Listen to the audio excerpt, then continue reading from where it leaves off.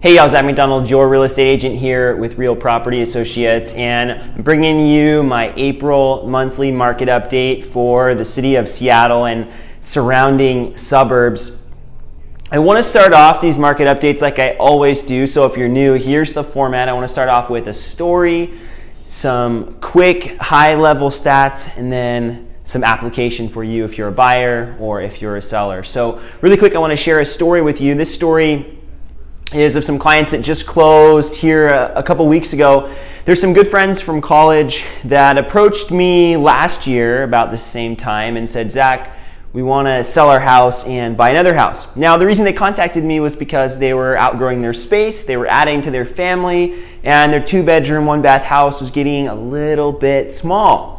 And so after talking with them and just doing a little bit of research up front, I realized that they bought this house a year ago and they got a sweetheart deal, so it was a good price for them.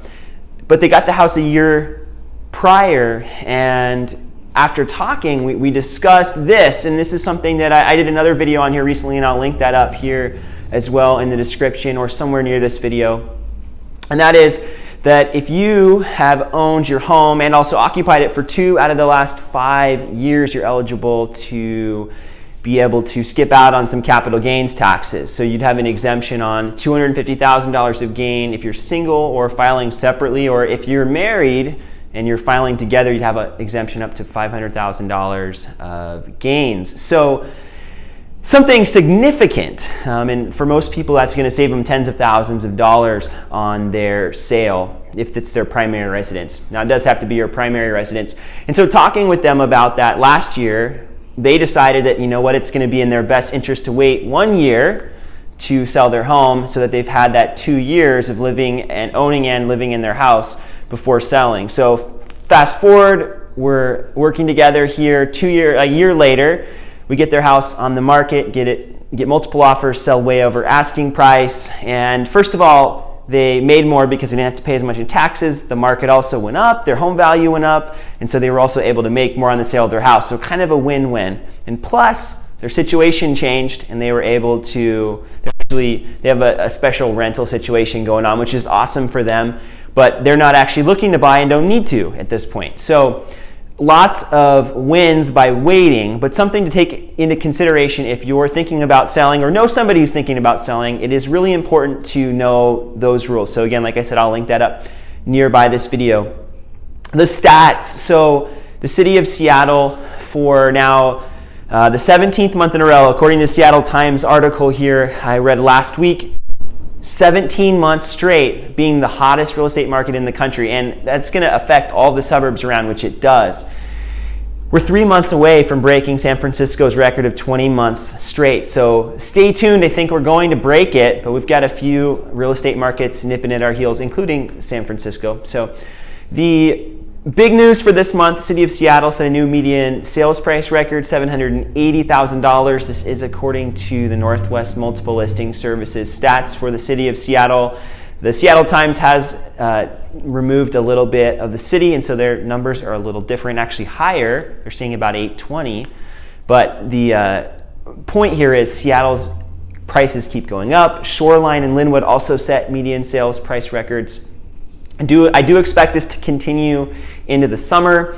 As a buyer, this is the application piece. If you're a buyer, this is, first of all, the time where there's going to be the most inventory. So the next few months, we're going to see inventory levels pick up, just like we did this month.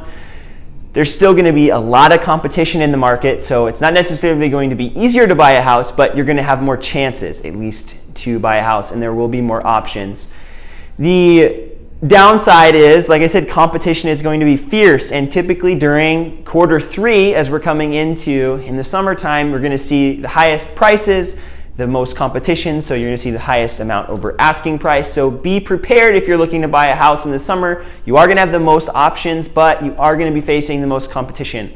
I would say, a little caveat, waiting isn't necessarily going to help, as home prices don't typically drop. They typically level off after the summer months. So by waiting, you're probably going to end up paying more. And interest rates have been going up and are projected to keep going up a little bit here over the next year and into the future. So waiting isn't necessarily going to be in your best interest. So I would, if you're thinking about buying, start to get a little more serious about that. Sellers, or if you know somebody who's thinking about selling, this is going to be the best time in 2018 to sell your house, period. Like, there's not going to be a better time. You're going to see, like I said, inventory is going to go up, but you have the most competition in the market. You've got nice weather, and why not capitalize on that right now? So your house looks great, you've got a lot of buyers in the market, and inventory is still super tight. So this is a time to get your house on the market and take advantage of that. And typically June, July is kind of the peak of the home prices. They kind of gradually until then, and then they typically level off for the rest of the year if this year is anything like